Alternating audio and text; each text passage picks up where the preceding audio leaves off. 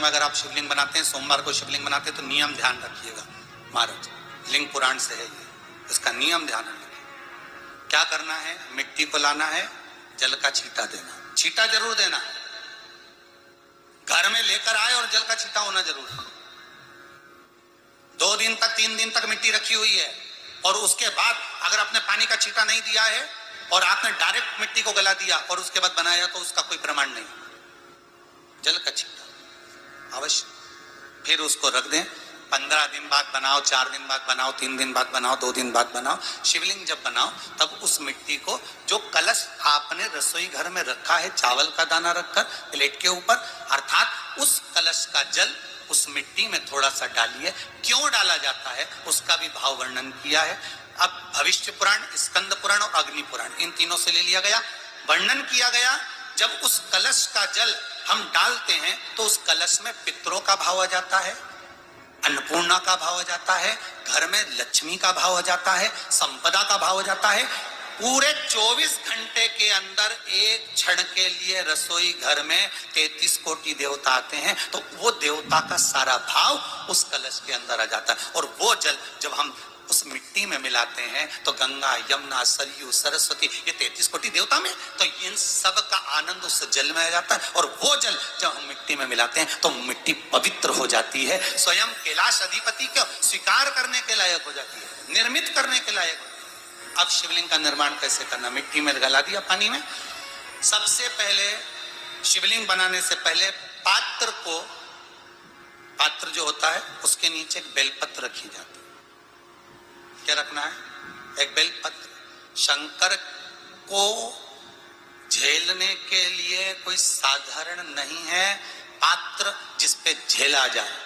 स्वयं गंगा शिव की जटा में, और आप शंकर के शिवलिंग का निर्माण कर रहे हो, कोई साधारण नहीं हो सकता। स्वयं भी है वो उत्तर दिशा में रखना है थाली के अंतर्गत जब आप शिवलिंग का निर्माण करें, उत्तर। इसके ऊपर जो गलाई हुई मिट्टी है वो डाल दीजिए, और डालने के बाद सबसे पहले शिवलिंग का स्वरूप बनाना है। सबसे पहले नीचे की जलाधारी नहीं बनाना। क्या बनाना है, शिवलिंग का स्वरूप बनाना। बनाने के बाद उसी शिवलिंग के पास में और मिट्टी डाल लीजिए, फिर जलाधारी का निर्माण करिए, फिर जलाधारी।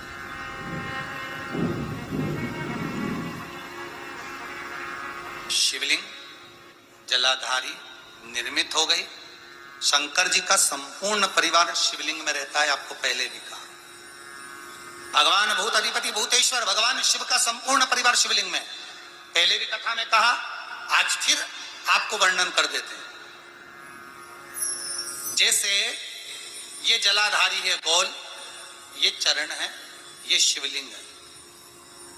ये जो गोल भाग है जहां पर भगवान शंकर का शिवलिंग रखा है, ये पार्वती जी का हस्त कमल है। जहां से पानी नीचे गिर रहा है, इसके राइट भाग में श्री गणेश जी का स्थान, लेफ्ट भाग में श्री कार्तिकेय जी का स्थान। बीच में जो एक मोटी सी लाइन होती है जलाधारी में, वो पार्वती जी के सुंदर पुत्री अशोक सुंदरी का स्थान।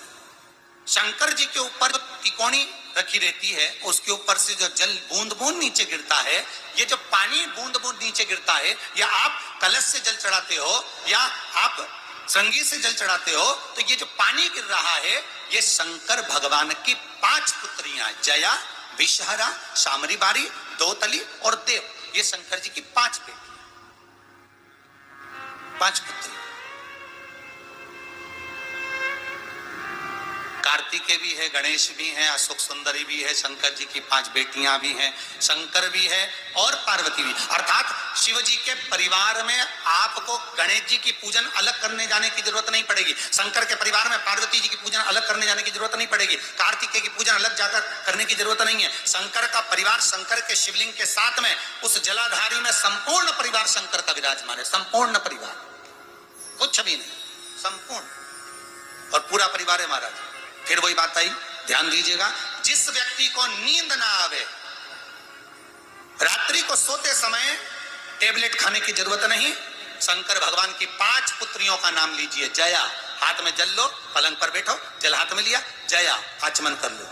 विषहरा आचमन कर लो, शामली बारी आचमन कर लो, दौतली आचमन कर लो, और देव आचमन कर लो। ये शंकर की जो 5 पुत्रियां हैं, ये ऐसी पुत्रियां हैं जो निंद्रा देवी को लेकर आती हैं और हमें विश्राम का आनंद सुख प्रदान करती हैं, हमारे नयनों पर विराजमान रहती हैं। हाँ, यदि विवाह नहीं हो रहा, शादी नहीं हो रही है, बहुत समय से लगन देख रहे हो, शादी नहीं हो रही, बहुत समय से परेशान हो गए कि विवाह ही नहीं हो रहा, हम तो टेंशन में पड़ गए, लड़की 28 साल 30 साल का लड़का हो गया, विवाह नहीं हो रहा, कुछ मत करो। अष्टमी तिथि आए तो अशोक सुंदरी वाली जो जगह है वहां पर हल्दी की 7 बिंदियां लगा दो, लड़का लड़की का हाथ उस बिंदी पर रखवा दो, उसका नाम गोत्र बोलो, उसी हल्दी में उसके हाथ पीले करवा दो और पीपल के पेड़ पर उस हाथ के 5 छापे पड़वा दो, 3 महीने में विवाह पक्का हो जाता है महाराज। उसका इतना, अशोक सुंदरी के उस हल्दी का इतना प्रमाण।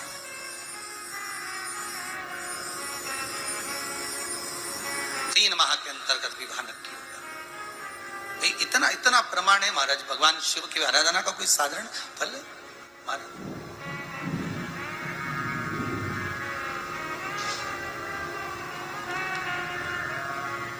निर्मित करा शिवलिंग। एक बार सब जितने भी टीवी पर बैठे हैं, सम्मुख में कथा सुन रहे हैं,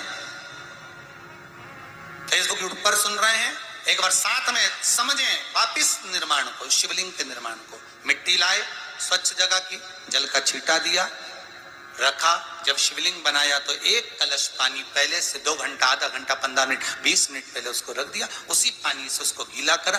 गीला करने के बाद उसका निर्माण सबसे पहले बेलपत्री, बेलपत्री के ऊपर मिट्टी, मिट्टी के ऊपर रखकर शिवलिंग का निर्माण, फिर जलाधारी का निर्माण, जलाधारी का निर्माण और शिवलिंग का निर्माण पूर्ण होने के बाद में फिर बाबा का सुंदर भाव से आप श्रृंगार करें, अभिषेक करें, पूजन करें।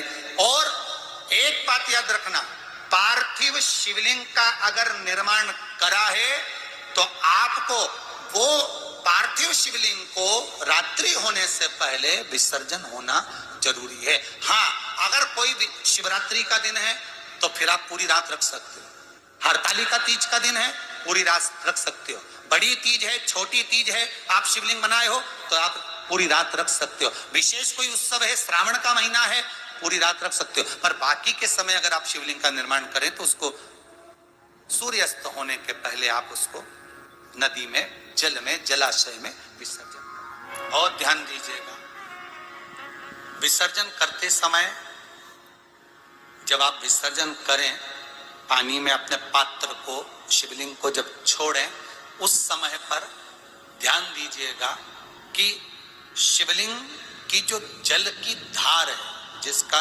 उत्तर की ओर जो जल की धार होती है, विसर्जन करते समय वो जल की धार अर्थात वो उत्तर का भाग हमारी ओर होना चाहिए और थाली इस तरह से पकड़ें कि वो भाग हमको जब